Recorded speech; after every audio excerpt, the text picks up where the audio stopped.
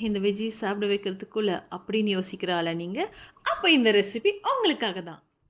இந்த ரெசிபி உங்க வீட்ல ட்ரை பண்ணா, உங்க வீட்ல இருக்க எல்லாரும் மீண்டும் மீண்டும் கேட்குற ரெசிபியா மாறிடும். இது சிம்பிளான அடிப்பொலியான ரெசிபி. இந்த வீடியோ கடைசி வரைக்கும் பார்த்துட்டு, அது கண்டிப்பா ட்ரை பண்ணி பாருங்க. மஷ்ரூமை சாப் பண்ணிக்கோங்க.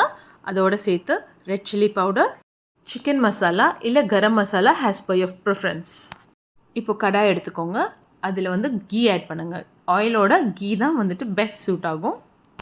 இப்போது மேரினேட் பண்ண அந்த மஷ்ரூமை அந்த கீயில் போட்டு அப்படியே டாஸ் பண்ணி எடுத்துக்கோங்க. இந்த மஷ்ரூமில் தண்ணி எதுவும் ஆட் பண்ணாதீங்க. பிகாஸ் மஷ்ரூம் டாஸ் பண்ணும் போதே தண்ணி விட ஆரம்பிக்கும். அதுக்கு தேவையான அளவு உப்பு ஆட் பண்ணிக்கோங்க. நான் வெஜிடேரியன்ஸ்க்கு எப்படி சிக்கனோ அதே மாதிரி வெஜிடேரியனுக்கு மஷ்ரூமோட கிரேட் சப்ஸ்டியூட்.